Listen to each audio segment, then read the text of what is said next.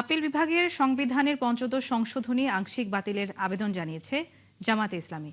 দলটির আইনজীবী শিশির মনির বলেন, আদালতের আইন প্রণেতার ভূমিকা পালন করা উচিত নয়। এর আগে সুজন সম্পাদক বদিউল আলম মজুমদারের আইনজীবী শরীফ ভূঁইয়া শুনানি করেন।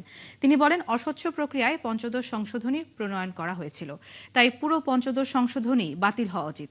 তবে তিনি সংবিধানের 96 ও 102 অনুচ্ছেদের সুরক্ষার আবেদন জানান। এর আগে 2025 সালের ডিসেম্বরে তৎকালীন প্রধান বিচারপতি সৈয়দ রেফাত আহমেদের নেতৃত্বে আপিল বেঞ্চে টানা কয়েকদিন পঞ্চদশ সংশোধনী নিয়ে শুনানি হয়।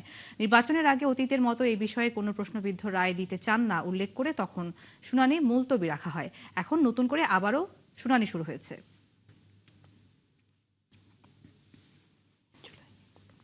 এই বিতর্কে জড়ানো আদালতের কাজ না।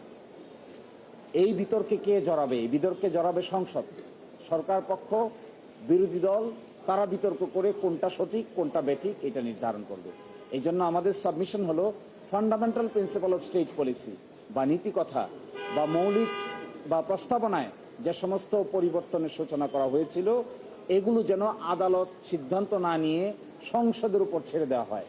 সংসদ সেগুলো বিতর্ক করে সিদ্ধান্ত গ্রহণ করবে জুলাই চার্টারের আলোকে।